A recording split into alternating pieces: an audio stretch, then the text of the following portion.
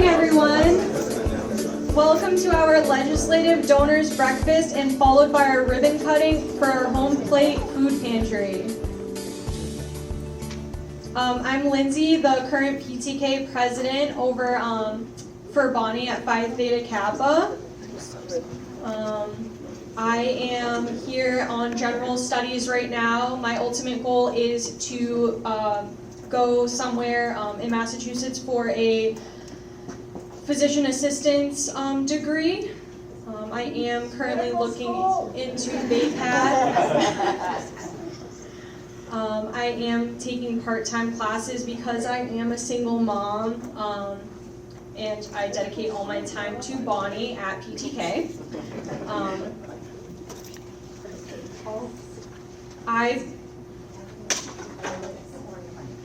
So Phi Theta Kappa is a very respected honor society for community colleges, 2-year community colleges throughout Massachusetts and across the whole country. I picked Quinsigamond Community College because it is very affordable, and originally it was pretty local for me, but now it's a pretty hefty commute. I drive about an hour every day to get here. But it's created kind of like a family and more of like a family friendship type of bond for me. I've definitely created a lot of friendships I'll have for life since I've started going here. I have an amazing team over with PTK. We are doing an amazing job at currently trying to plan a carnival for October as part of our HIA project, our Honors in Action project, and it's a lot of work, and I couldn't thank my team enough. They're not here right now, obviously, for this event, but they're just doing a great job. They're there as soon as we need them, and they're just amazing. And I never graduated high school, actually. I went and I got my GED high set degree after I had my daughter, and I was like, you know what, like, this isn't the life I want to do something more, and I never would have thought I would be running an honor society like this, or speaking at something like this. So the fact that I'm here now doing this just shows that, like, a community college offers so much more than just a degree, and, like, I can't stress that enough. But yeah, that's just a little bit about me, and I'm so grateful for Quinsigamond. I would like to introduce the Quinsigamond Community College.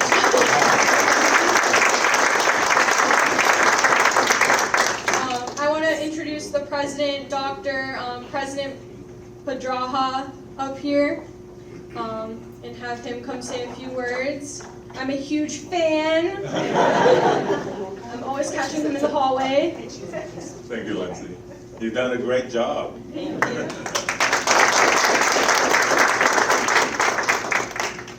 The reason we do what we do here is for our students. It's their success that drives us. I really believe that QCC is a catalyst for the community. It empowers our students to dream, and it helps them achieve their dreams and make them a reality. That's what higher education does. It promotes our community. But beyond that, community colleges are now basically social justice hubs.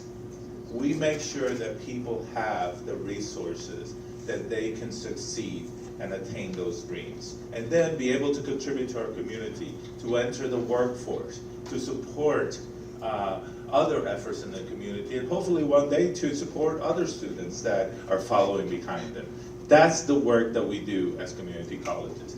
And we're here to thank you as donors, as legislators, for the work that you have done on behalf of us. Sometimes when I do these programs, I feel like I'm talking and preaching to the choir, because we know that all of you are fans and great supporters of community college. And this is just an opportunity for us to thank you for all that you do.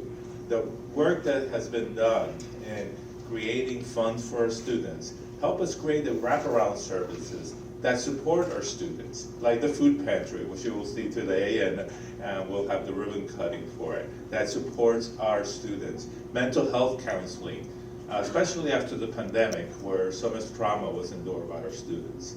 The work that we do with the students as a step there is tutoring, is the support of advising, and the success funds that the state has been able to provide for us has helped us to add personnel that are supporting these students and helping them through advising and through other processes. There's multiple services that we provide, including technology. Everybody's talking how technology has shifted higher education, how people have more flexibility. But we have discovered through our research that students often don't fare as well in those remote environments. And part of that is because of digital access. They don't have broadband. They don't have the resources to buy computers. We've been providing computers to a number of our students throughout the pandemic, and now we're trying to find other ways to support them. As a matter of fact, next week I'll be talking at the U.S. Department of Education, a conference they're doing on particularly digital equity. And the secretary will be there, and hopefully there might be some opportunities for nationally to help strengthen those resources for our students in the future. What we do here empowers our students to become the first responders, the healthcare workers in our community, and to support our community. On top of all that we do, I really believe that we're economic engines, that we are able to train the workforce of the future, the workforce that will help Central Massachusetts succeed, and the Commonwealth as a whole. Because without a trained workforce, our students won't do well. And part of what we also try to do is partnering with our community to bring resources to the students and to create programs that also will benefit the industries in our community and to raise awareness. For instance, last month we hosted the Attorney General debate here because it's important for our students to see social engagement and to see the people that will be advocating for their rights in the future and to make informed choices about the candidates. We've also engaged in a partnership with Unicare to provide health resources, including free yoga in our fields for the community. Because at QCC, we believe and take seriously the reality that we have community at the heart of our name. And community is at our heart. We are not just a college that happens to be in Worcester. We're Worcester's college. We're here to serve this community and to partner with the community and provide support for them. Next November 16th, we'll also be hosting the first QCC Apprenticeship Conference during Apprenticeship Week. Apprenticeship is a wonderful opportunity for students to learn and earn. It's an age-old tradition in education that you learn your skills as you work, and this is supported through the college and partnering with industry. And now there are national initiatives that are helping create this. And the Secretary of Labor for Massachusetts, Rosalina Costas, will be there, as well as other people that will be at that conference. Sandy Vito, Executive Director of 1199 SIU Training and Employment Fund in New York City. Amber Garrison Duncan, Executive Vice President for the Competency-Based Education Network, and a couple of my colleagues, including Pam Edinger, the president of Bunker Hill, who sits in the National Labor Committee appointed by the Secretary of Labor, Marty Walsh. So we will have this conference, and I hope that some of you will be able to make it and be part of that at that point. The other thing that you will notice as you look around the campus is that there's a lot of construction. Hopefully you found your way through the maze. And a lot of what we're doing is to improve the campus, but to also make access possible to students. So we're making the front of the administrative building accessible. We've improved our infrastructure in terms of the electric grid. We're also are expanding our auditorium, and you'll see that coming forth through some funding from DCAM and some funding that our trustees have allowed us to use from our reserves. We'll be upgrading that, not only to make it accessible for handicapped, but for adding music rooms and adding some space for practice, so that we can not only provide our students with a space, but also our community. so our community members can come and have events here and participate. So that it's not just us being in the community, but bringing the community in to be part of us. In addition to that, as many of you know, we've got a $25 million grant recently, or not grant, funding, to upgrade our athletic building and to develop a workforce space that would allow us to also put in some robotics and advanced manufacturing and technology and so forth. Unfortunately, that funding right now, while it's very generous, might not go all the way. The cost of equipment and everything else has grown so far that we're being told that we might have to scale down the project. I'm hoping we won't. I'm hoping that DTAM will help us because there was about $11 million or close to that of deferred maintenance and upgrades that needed to be done, and a lot of that money is going to that. So we're hoping that because of this, we'll be able to make that change. In addition to that, as many of you know, healthcare has been a challenge recently here. I know that there was $55 million that was supposed to be in the sub-budget to help expand the number of healthcare providers. That has not been left there. And we're hoping that we'll be able to get something, at least for Central Massachusetts, to be able to provide for increasing healthcare. With Becker closing, it left a gap. Right now we have about a 2 to 3 year wait list for people to enter the nursing profession. Hospitals are desperate for workers, but it is a costly program that requires our workers to be trained, labs, and space. Any little bit of help that we get to help offset the cost and maintain at least the capacity that we absorbed when Becker closed will help us to train the future healthcare workers that will contribute to our community. That's critical for Central Massachusetts to stay healthy and for us to be able to provide those services for our students that are needed. We know that the effect of the pandemic has been significant, and it's really hurt us.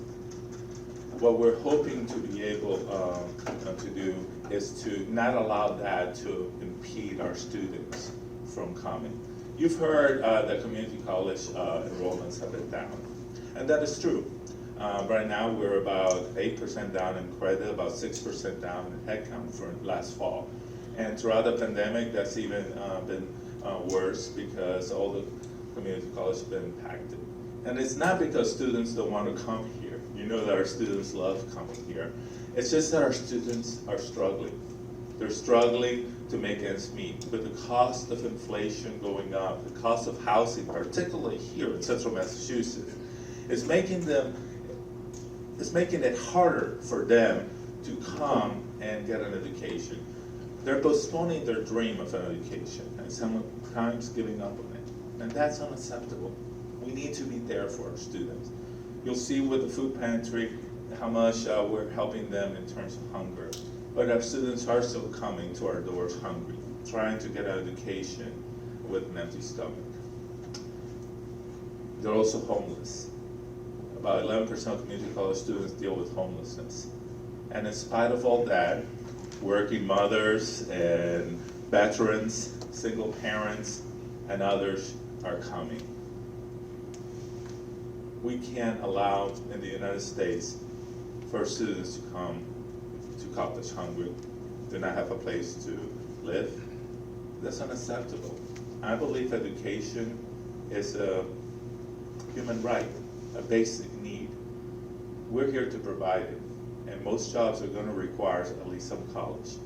If we're going to stay competitive as a state, as a nation, we need to invest in higher education. We need to invest in our future. We need to invest in our students who hold the promise in that future. Help us to make our dreams come true, to help their dreams come true. And thank you for what you've provided so far.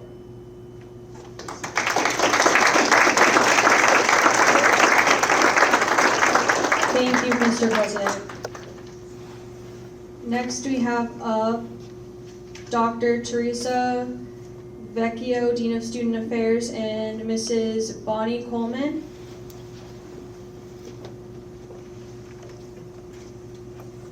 Bonnie is our resource manager for the food pantry.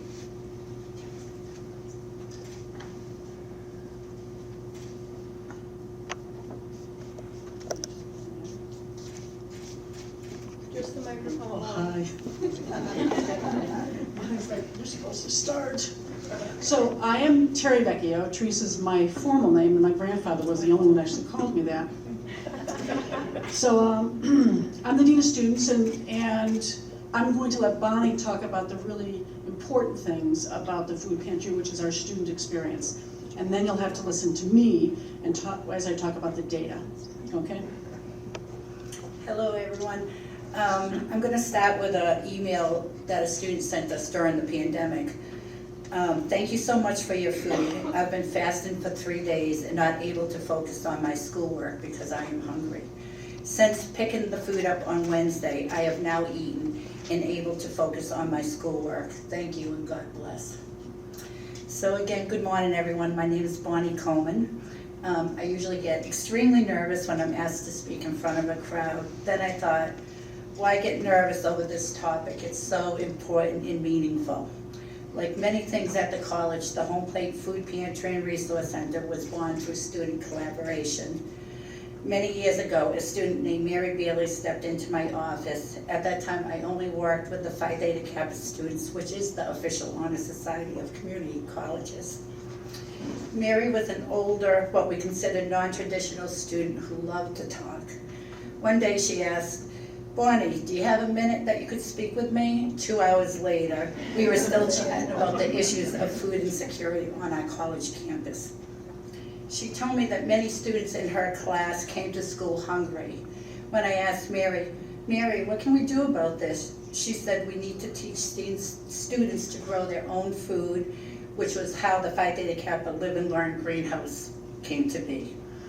The greenhouse provides fresh vegetables and herbs to our Home Plate Food Pantry, helping to supplement the food we receive. I'm not here to talk about the greenhouse, but I thought this information was important because this problem of student hunger has been going on for a very, very long time.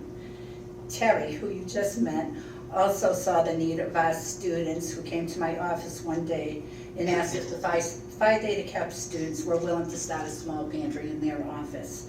They were overwhelmingly supportive and ready to help. Ashley, who you will meet, at the time was an officer of Phi Theta Kappa and took the lead on this project. She investigated other pantries in the area and went on to work creating our small pantry.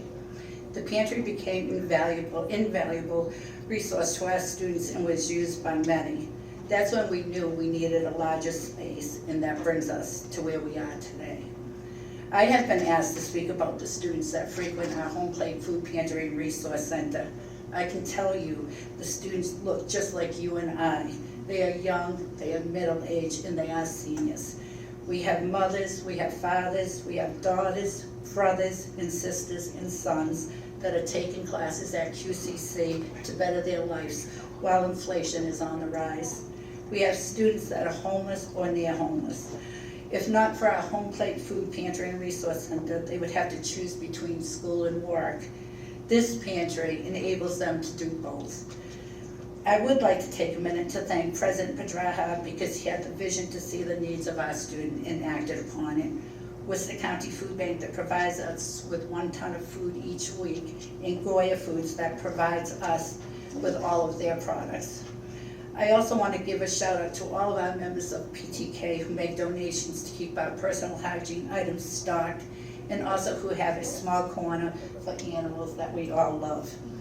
I also would like to thank our hospitality management program for providing us with our grab-and-go items, and our facilities department that help us each Wednesday to pick up the food from the Worcester County Food Bank.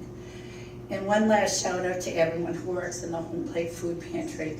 Our QCC students are so lucky to have all of you.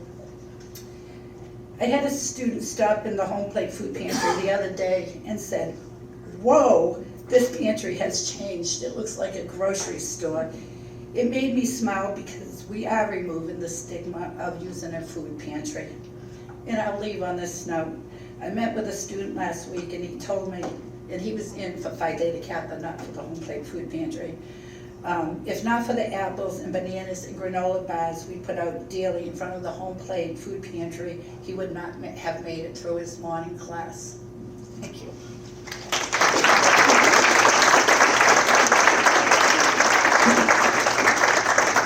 Thanks, Bonnie. So, as the Dean of Students, you may not know what a Dean of Students does, but I oversee the Counseling and Wellness Center, Athletic and Fitness Center, Veterans Affairs, First Year Programming, Student Life and Leadership, Phi Theta Kappa, Brothers and Keepers, which is our program for men of color, retaining men of color, and the Student Code of Conduct, which is always a favorite on college campuses, and the Whole Plate Food Pantry Resource. So, as I said, my name's Terry. My job is really to sort of talk a little bit about the history in a more detailed way than Bonnie did, and talk a little bit about data. So, in 2016, there was an organization called the Wisconsin Hope Lab. The Wisconsin Hope Lab it collected data across the nation, and Massachusetts participated in that survey. We, as Quinsig, were a part of that survey. We were able to find out that 49% of our students were food insecure. This is in 2016. And 10% of our students found themselves homeless. Can you imagine those numbers rising now as we've gone through this pandemic? They have. They're significantly higher. And our college, Quinsigamond Community College, has basically taken on these challenges and are addressing them head on. In 2018, QCC began our participation in the statewide housing pilot supported by the Department of Higher Education with a grant from the Unaccompanied Homeless Youth Commission. We partner with Worcester State University for housing of our students who are homeless. Our partnership has assisted approximately 15 of our QCC students over the course of 3.5 years. Due to the Hope Lab survey, we started the small food pantry that Bonnie referred to with monies raised from the QCC Foundation. And it was, they went around to banks and we talked to bank folks, and some of you folks probably in this room, and we said, we're trying to do this. And people on the foundation really felt the need and helped us raise money. That was in summer of 2018. Those funds allowed us to buy shelves and non-perishable food items from local grocery stores. At that point, we were spending $2,000 a month out of buying food out of the grocery store because we had no other way of getting that food. As students' needs became clearer, we expanded our services by partnering with community resources to include important information on housing resources, SNAP benefits, legal aid, and nutritional workshops. So we moved from just a food pantry to a food pantry resource center because we knew that we needed a safety net. Not just food was the issue, basic needs were the issue. Purchasing food from local grocery stores was not sustainable, so we applied to be a partner in the agency, a partner agency at the Worcester County Food Bank. Thank you, folks. A round of applause for the people.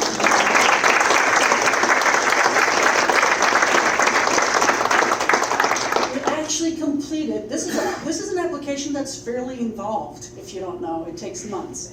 We literally completed the application on the 30th of March, 2020. Our first pickup of food was April 1st. So we literally just made it right when the pandemic hit. And the partnership has been invaluable in supporting our food insecure students. I will tell you a quick story. David, I don't know if it was you or Shauna who was with me, but we walked the food pantry for the first time. I don't know, Bonnie, if you were there, but we walked into the food pantry just to do it was a training. We were walking through the food pantry. Now remember, we'd been going to the grocery store and buying bits and pieces and stuff of what we could afford. And there's these tall pallets of food and fresh food and vegetables and proteins. And so when we got to the place of, David saying, you can have all of this, this is unusual for me, but I started to cry a little bit.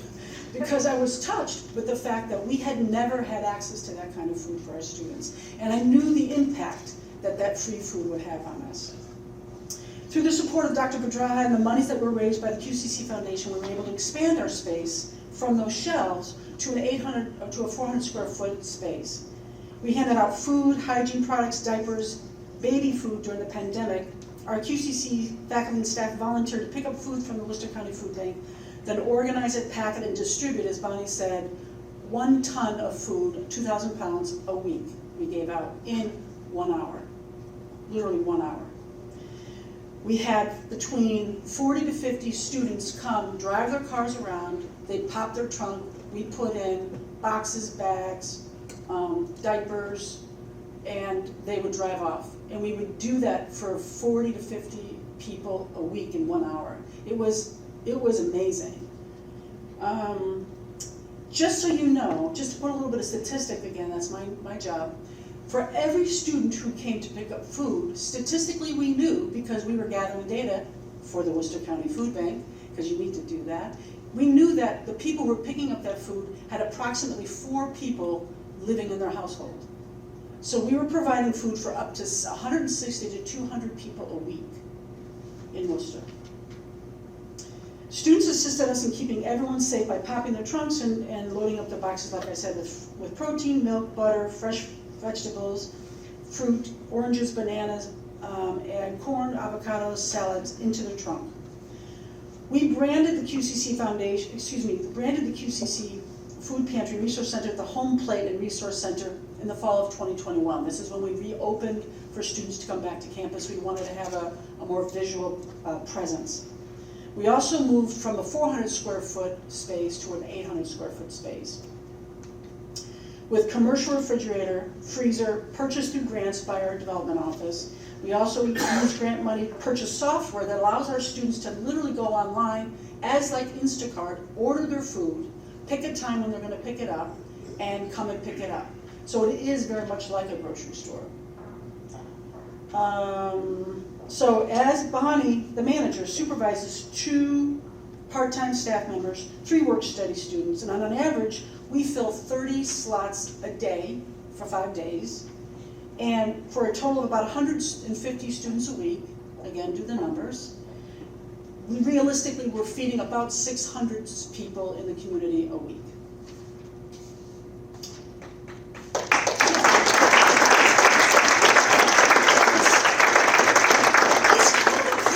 Honestly.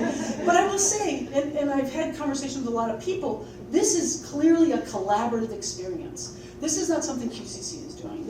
We're doing this with our offices, and with everybody in this room who have donated. So we really cannot have done any of that without you. In fact, which is a nice segue, the QCC Grant Department under Vice President of External Affairs, Viviana Hernandez, we received grants from the United Way for our Pantry Soft program, which is the Instacart sort of system. Greater Worcester Community Foundation for the refrigeration truck and lockers, cooling lockers that will be coming sometime in the spring. So let me tell you what that is. We're buying a refrigeration truck because the van that we've been using is not always working, which happens at community colleges because you're working with what you got. So we're getting a refrigeration truck through this grant, and we are purchasing lockers, cooling lockers for outside of the pantry. So when the pantry is closed, students can use their phone like you would for an Amazon, right? You put your phone to it and you pull your food out of those lockers. So we don't have to be there for them to pick up their food. Most recently, Goya Foods has committed to being an ongoing partner by providing truckloads of Goya products for the home plate. And honestly, we can't keep those on the shelf. Finally, as has been stated by Bonnie, we have a collaboration with the Hospitality and Recreation program, which is an academic program here, and our students are actually making food, freezing it, bringing it over the pantry. So not only can they bring food home and eat it and be prepared, if they're hungry in that moment, they can take that food, microwave it in the cafeteria, and eat it right then and there, so they don't have to wait. Quinsigamond Community College's goal of 100% student success will only be reality when we are fully able to address students' basic needs. We have been fortunate to work with such amazing partner agencies as there are in this room, in the Worcester community. And we've made an impact on addressing the student needs. But as I'm sure you're aware, there's more work to do. One final thing I want to say, we have a little bit of data, which I've been wanting, again, I'm a little bit of a geek on data. So I've been wanting to do this for a long time, is to look at the students who've actually come through our program to see how have we impacted them.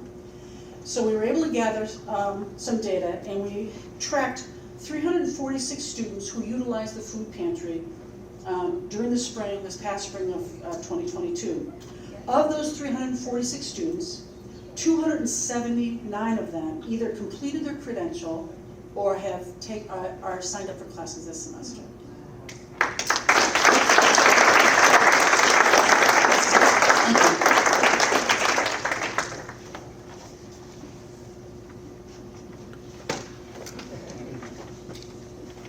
I swear, everyone likes to hit me here.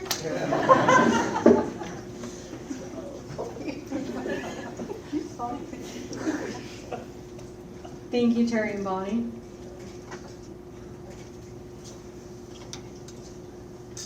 Next up is Julia Rooney.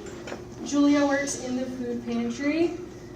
I see her more times than sometimes I want to. She is a volunteer. How many days do you work? 4 days a week? Julia's a little nervous, but she's really smart. She's transferring out to be in criminal justice, so let's hear it for Julia.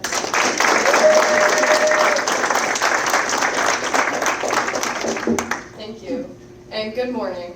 My name is Julia Rooney, and I'm currently a student here at Quinsigamond Community College studying criminal justice. And I will be transferring from Quinsig this December and will be at Worcester State in the spring to continue my degree in criminal justice.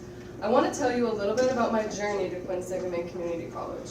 My senior year of high school was a little bit different than I had initially planned. My last year of high school was in 2020, which we all know was the year COVID-19 was declared a global pandemic. The realization that my senior year was cut short and I would never get the chance to give a proper goodbye to all of my friends and teachers was truly heartbreaking. However, I had accepted this unfortunate reality and had turned all my feelings towards hope for the future. Even though these times were crazy, no matter what had happened in regards to COVID, I was soon going to be a college student who was going to be paying out of pocket for my education without any types of loans or financial help from my family.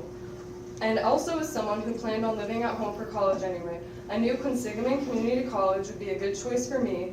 And now that my time here is coming to an end, I can confidently say that I made the best decision for myself and my future by choosing to come here to QCC.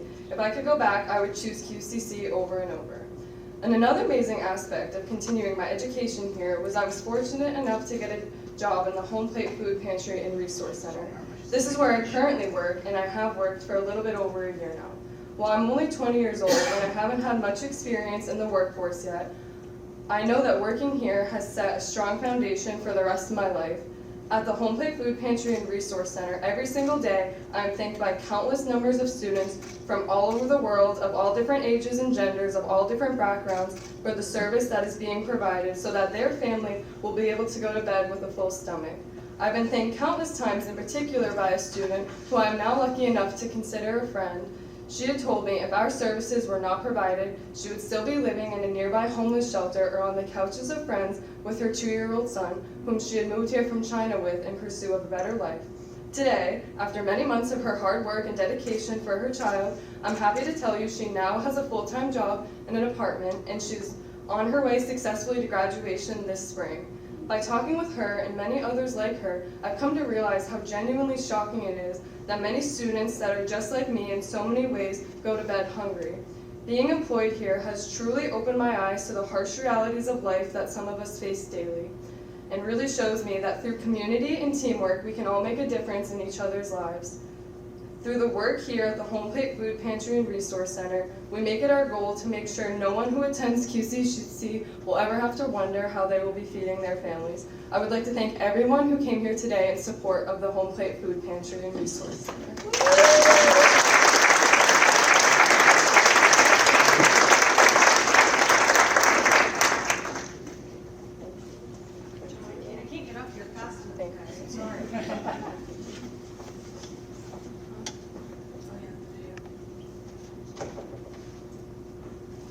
And now we have another video.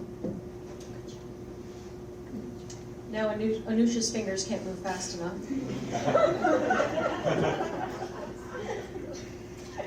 We can blame it on the computer. Yes, happy Thanksgiving from QCC. Oh, now it's our favorite guy. To the past year, we've endured quite a bit with the pandemic. There have been many challenges. Many of our faculty, staff, and students have suffered loss, have suffered illness, and other hardships. Our students in particular have been hit hard. Many of them lost their jobs. They lost homes. They're dealing with food insecurity, as well as with illness and many other multiple challenges that our communities has faced. At QCC, we try to be there for our students. We want to be able to help them. And I cannot imagine coming to class hungry, studying at home hungry.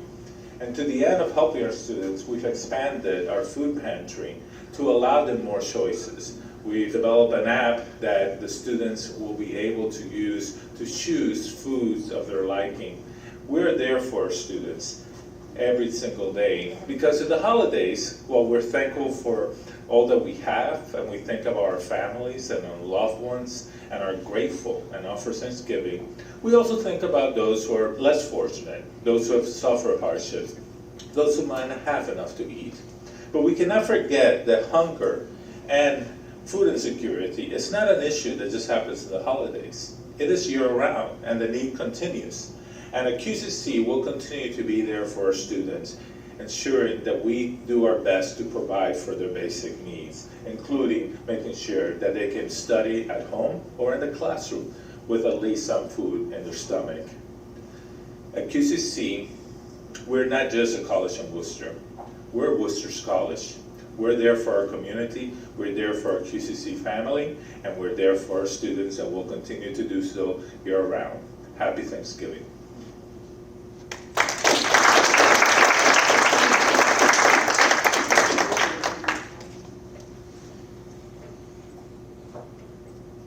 And up next, we do have our food pantry service recipient, Ashley Woodland. She's newly married. It used to be Ashley Foreign. Congratulations.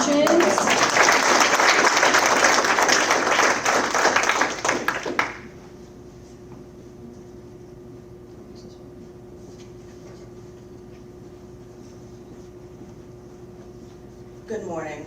My name is Ashley Woodland, and I am a graduate of Quinsigamond Community College, class of 2018, where I studied criminal justice. I am honored to be here today to speak about the impact of the Home Plate Food Pantry and Resource Center, which became such a significant part of my life while I was a student at Quinsigamond Community College. Before coming to QCC, I was headed down a terrible path in life.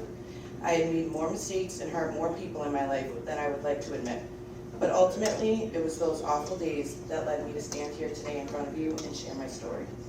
So I wouldn't change one day of my past. One day, sitting in a cold, dark room with nothing but the clothes on my back, a very important woman in my life asked me how long I thought I could keep up the life I was living before I ended up dead or in jail. She asked me how many times I was going to disappoint my family and everyone around me that loved me. I didn't answer her that day, but about a week later, that same woman asked me if I had ever thought about going to get an education. I actually sat there and laughed and made a joke. Don't you think that I've disappointed everybody enough? After a long discussion, this woman had persuaded me to enroll in just 2 classes at QCC. Little did I know that those 2 classes would start me on a journey to turn my life around in ways that I myself never thought was possible. During my time at QCC, as a member of the Phi Theta Kappa officer team, I was asked by my mentor, Ms. Coleman, and Dr. Theresa Vecchio to take a role in assisting with implementing the food pantry on campus. When we first opened the food pantry, it consisted of just 3 sets of shelves and eventually a refrigerator in the upstairs Phi Theta Kappa officer room. To be able to see how this resource has evolved and grown into such an asset for QCC is truly remarkable. It was obvious from the beginning that there was a serious need to address food insecurity on our campus. Many students and their families, including myself, utilize the food pantry on a weekly basis. I had the unique opportunity of being a recipient of goods from the food pantry and seeing the incredible work that all the staff, work studies, and volunteers were doing, and the major impact that the Food Pantry was having on our college campus. I cannot even count the number of times that clients of the pantry would come in and explain that without the Food Pantry, they would have gone without a meal at least once, and in many cases, more than once, throughout the week. The work that we were doing was by far the most rewarding time of my life, and it was one of the greatest experiences of my life, and it has heavily influenced how I ended up in the field that I'm in today and my goals to continue my education. Thanks to my involvement in the Home Plate Food Pantry and Resource Center, I was able to attend my dream school, LaSalle University. I was able to get my undergraduate degree completely paid for in legal studies. Not only was I named an All-USA Academic Scholar through Phi Theta Kappa, but I was also afforded a renewable 4-year scholarship from LaSalle directly, citing my work with the Food Pantry.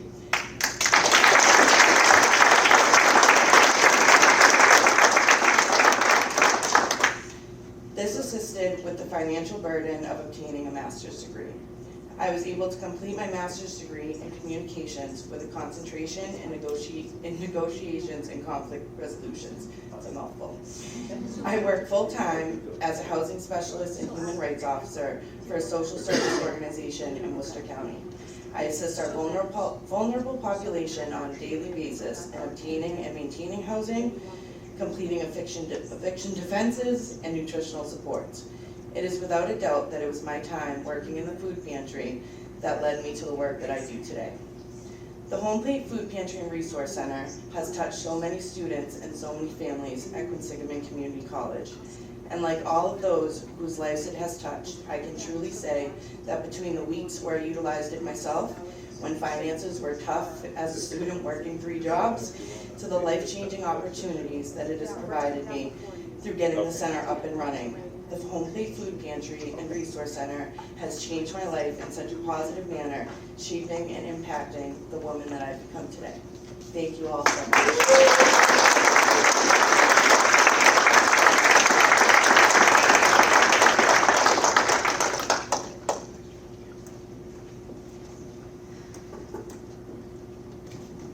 Thank you, Ashley. And now it's time for the QCC Foundation President, Mr. Matt Wally.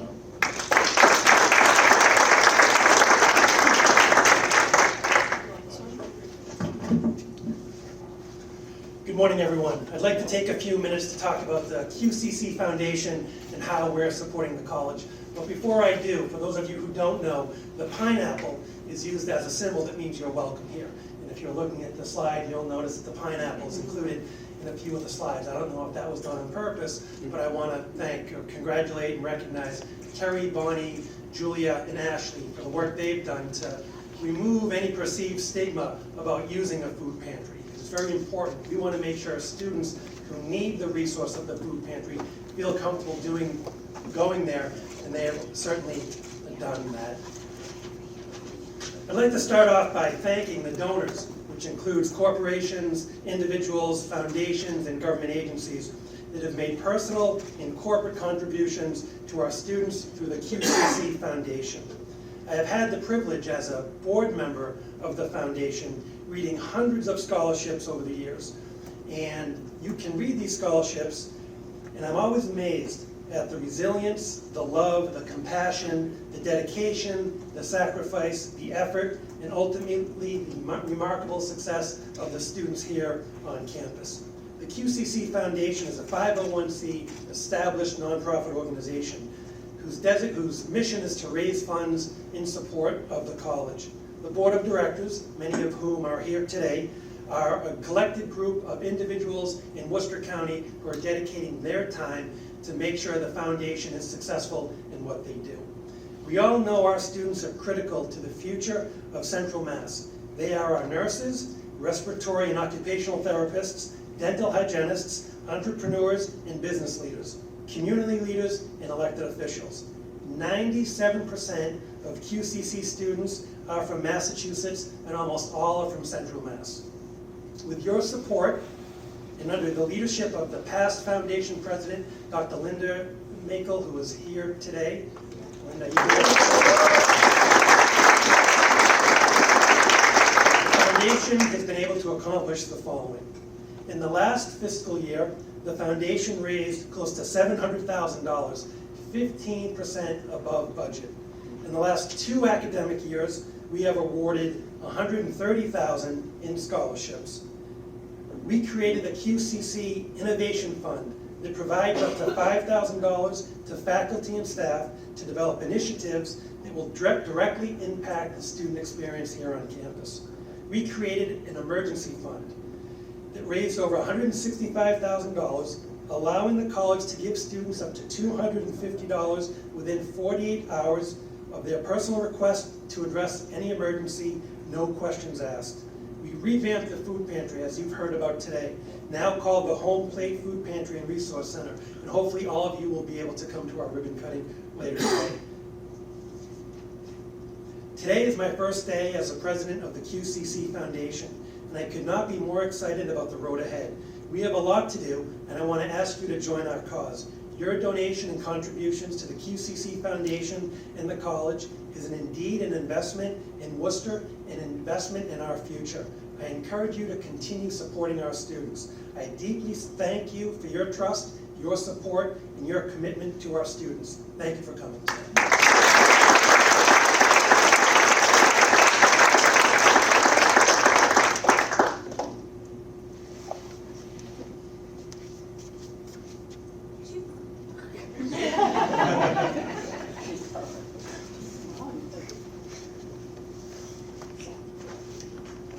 Thank you, everyone. At this time, I wanted to recognize a few of the legislators who are here with us, and particularly Senator Chandler, who has served for this community for a long time, and we appreciate all the work. And she has asked to come up and share something with us.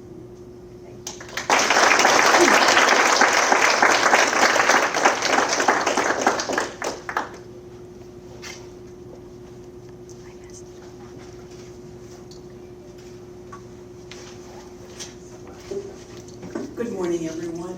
It's really a pleasure to be here.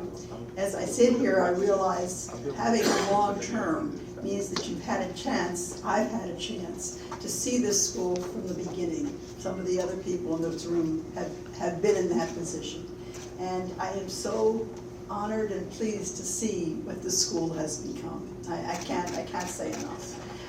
But I'm here to do 2 things. First, I'm here to thank you for this incredible morning. It's mornings like this that educate your legislators to help you. We don't understand necessarily the issues that you're dealing with unless you tell us. And I have to tell you how pleased I am to have with me today Robin Kennedy, who will be my successor. Robin, stand up.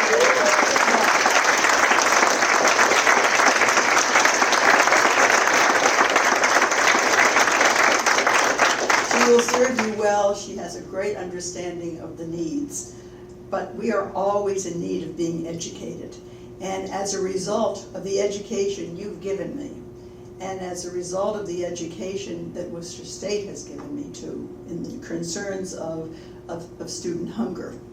And I must tell you, that thought is so foreign to anything I could have dreamed of, because you think of college students, they go to college.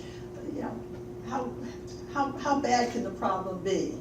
Well, I've learned the problem can be pretty terrible.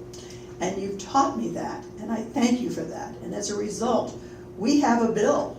I'm the lead sponsor on the bill. It's dealing with the hunger problem in colleges across this Commonwealth, our public institutions. We have a responsibility to you to make sure, as Dr. Pedraja said, that students don't go to bed hungry, that they're able to come and work and do their work without having to worry about having their food, their stomachs full enough so that they can concentrate on what they're doing.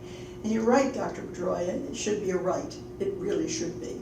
There is one little problem with this bill, however. This is one of the bills. This is the bill. This is the bill that is in this larger package called the Economic Development Bill. And if you remember, one bill was left on the table. That is the bill that was left on the table.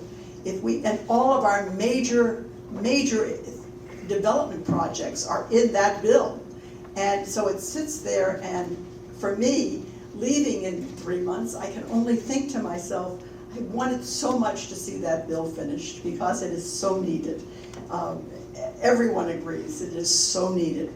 I'm not sure what you can do. Perhaps writing to the President of the Senate and the Speaker of the House and saying, please, let this work on this bill, let out the bill as much as you can. I think it's really important. 3 months is a long time. We start again in January, as you know. In January, we start with the beginning again. So you're going to lose more than 3 months. You're going to lose probably 6 or 7 months. And your students need that bill. They need the money that will come with it. And so I ask you, help us to get that bill moving in some fashion. I'm willing, I've written a letter saying, ask us to come back, and I see my colleague, David LaBeouf here, I know he signed on to the letter too.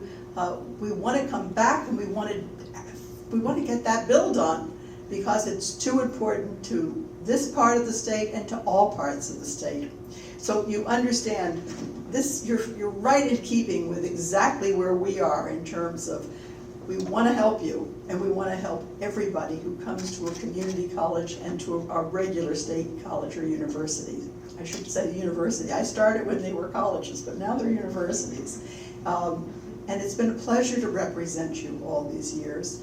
This is my 28th year in the legislature, and for 28 years I've represented this school, so I feel very strongly.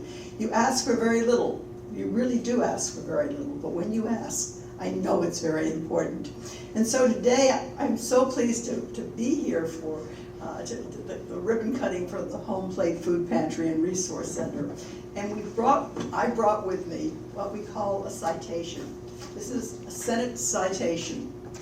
And Robin, you're going to be bringing a lot of these and doing a lot of these, but this is the way it's done, for whatever it's worth. And it's fitting that you see this done at Quinsigamond. It reads as follows: Commonwealth of Massachusetts State Senate, official citation. Be it known that the Massachusetts Senate hereby extends its congratulations to Quinsigamond Community College in recognition of the grand opening of QCC's Home Plate Food Pantry and Resource Center that provides food for students in need and resources for housing stability. And be it further known that the Massachusetts Senate extends its best wishes for continued success, that this citation be duly signed by the President of the Senate and attested to, and a copy thereof transmitted by the Clerk of the Senate. It is signed by the President, attested to by our Clerk, and it is offered by Michael Moore, my colleague in the Senate, and myself on this, the 23rd day of September. We are so honored to be here. We're so honored to be a part of the concerns of Quinsigamond. Please keep us as part of your family, because we are part of your family, and let us continue to help you in every way we can. Thank you.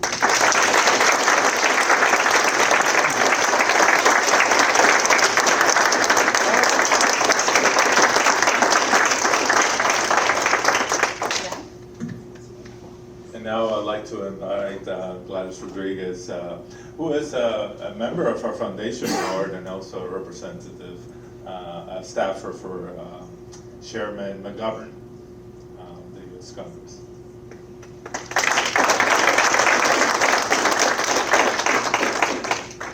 Good morning, buenos días. Yes, QCC is home. I've been part of this institution for a very long time, and for as long as Senator Chandler has been in the Senate, we have represented QCC as well. I wanted to make sure that, and I'm sure that most of you know, that Congressman McGovern has been at the forefront of fighting for this conference on hunger, a White House conference on hunger, which has not taken place for the last 50 years. That's the last time a conference was held. And the conference, as many of you know, is going to be held on September 28th. We are encouraging people to go into the White House website to look at ways in which you could be involved in the community here by doing watch parties, by downloading toolkits about what your institution could be doing, highlighting this effort right here within that White House conference. Today, at noontime, there is going to be a preview call with the White House. So I sent that information along to Viviana so that she can send it along to folks who are here. So I encourage you to go onto that preview and learn a little bit more about what's going to happen on the 28th. In our office, it is all about the hunger conference night and day right now. So, but I wanted to make sure that I got here and I did that. I also want to, on behalf of Congressman McGovern, a big shout out to the students who are either graduating, have graduated, have fought so hard to do what you have done, because it has not been easy. Your trajectory has not been an easy one. Quinsigamond is not for the faint of heart. Quinsigamond is where you start on the road, just like you said, and you're like, you were 2 classes in and you said, I got this. This is my life.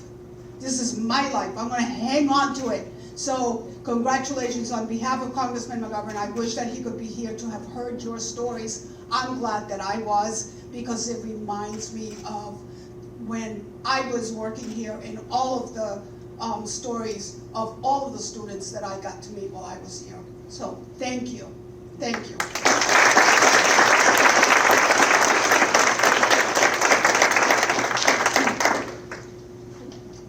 Thank you. Now, I'm going to have Lindsey come up and moderate to see if there's questions from some of our visitors here, and take them home. You got it. Well, I keep being thrown curveballs because I was told we aren't doing questions, but now we are again. So, are there any questions, anyone, from any of our legislators? No? I wanted to know, the food bank is run by 2, did you say 2 staff people, and how many volunteers? So, the food pantry, the food The bank. food pantry, I'm Yeah. sorry. No, the I'm food just pantry. making sure that it's David. The food pantry on campus is run by Bonnie, and she's got 2 part-time folks and 3 work-study students. So it's, yeah, that's it. And what's the budget for that, if I may?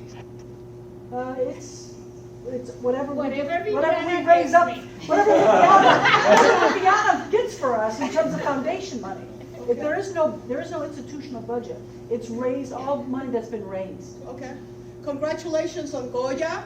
Yes. I know that Goya is not Goya has historically has not been an easy partner to bring to the table. Viviana, congratulations. Yes, Viviana. Goya to the table.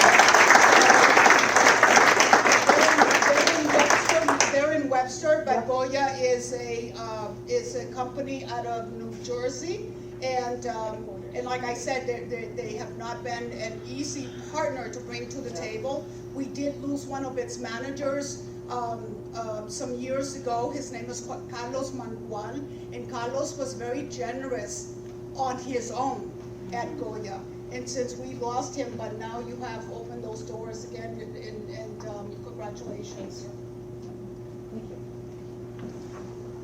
All right, any other questions? Okay. I do want to now introduce our Board of Trustees Chairman, Mr. Alex Zequeira. Did I said that correctly? I'm so sorry. You scared me on Zoom. I scared you on Zoom? Yeah, you kept mean mugging me. I don't know. I'm so sorry. That's okay. I'm good. Can you hear me? I'm going to use my teacher voice if that's okay. So I want to thank you first and foremost for being here and spending time with us here at the college. I know on behalf of my fellow trustees, in particular Jerry Hurley, who serves as the acting vice chair of the board, We want to thank you for all of your support. Thank you for your leadership in our community and all that you do to make an impact, not just at QCC, but in our entire Central Mass community.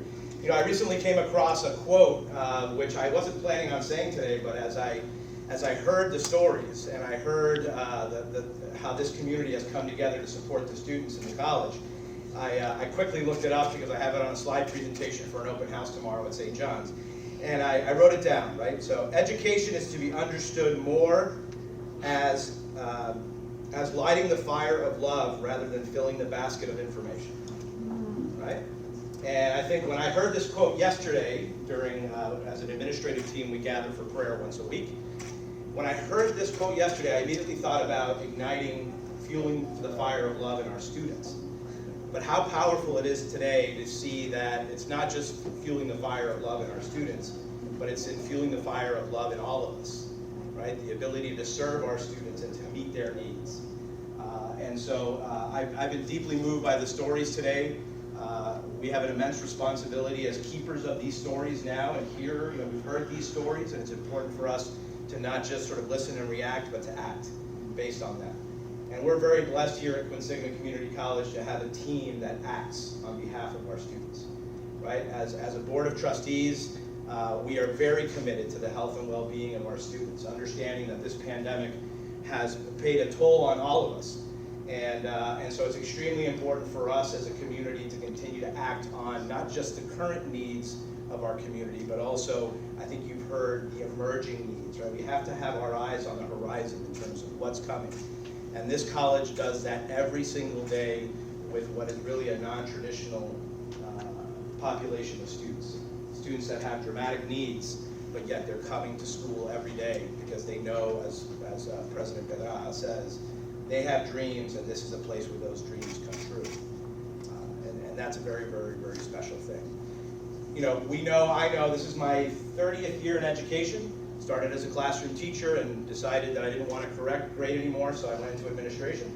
And I can tell you that even in those 30 years, the needs of our students and what is demanded of our educational institutions have changed, right? More is demanded of schools, and we hear a lot of the phrase wraparound services. I'm not a fan of that phrase.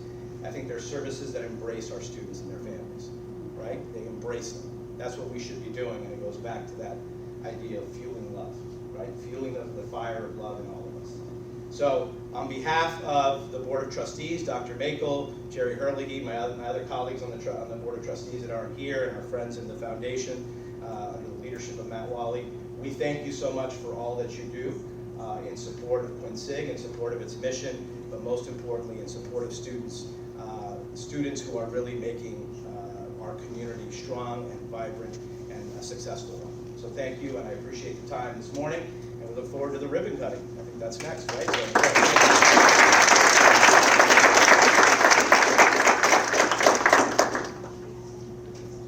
Thank you so much, everyone, for coming today. We are going to transition over to the ribbon cutting by the Food Pantry. Does anyone else have any more questions before we transition over there?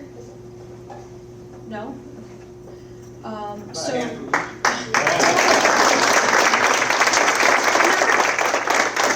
never had to talk in front of a crowd like this. I just had to do the gala. I just stood there and told you where to go, so it was easier. I actually, this wasn't like on the record or anything, but never like really told anyone about this, but Ashley and Bonnie know, I was actually one of the stigmas that Terry loves to talk about. I was homeless, and I have a daughter, and I used the food pantry like once or twice, and like you wouldn't pin me for that, seeing me down the street, you know? So it's crazy to think that Bonnie having a conversation a couple of years ago with someone, like just that conversation, talking about doing something, like started this whole thing, and like now we're all in this room over a food pantry, you know? Like, it's crazy. You know, I go down there and I bother Bonnie all the time. She's always yelling at me to get out of her office. And, you know, sometimes everyone knows Bonnie for the most part, and I'm like, Bonnie, what's going on? And she's like, you know, I'm stressed out, and you know, sometimes she doesn't want to tell me because I'm a student and she doesn't want to tell me. I'm like, no, Bonnie, tell me. And she's like, well, I have this lady, she's homeless, she has a kid, you know, she wants to help people, but there's not enough resources. So it's like, what do you do? Because it's a community college, there's no housing. And I actually reached out to Ashley before I was PTK. I forget who even gave her my information. It was Terry. She was so upset. She was like, I'm so stressed out. Why am I taking all these clients that aren't even mine? But she did everything she could to try to like help me out with housing, because there's no housing here. There's nothing, and I was literally homeless. I was a student living out of my car with my kid, jumping place to place with my daughter, like house to house with my friends. And it's like I work full time, I go to school part time, I do everything I can, but it really is like I am a walking statistic, and there's nothing I can do about it. It's just really like getting out of that hole. How do you get out of that hole? You know, it's I don't know. It's just like a little. I got like a little sensitive right there. I'm telling you.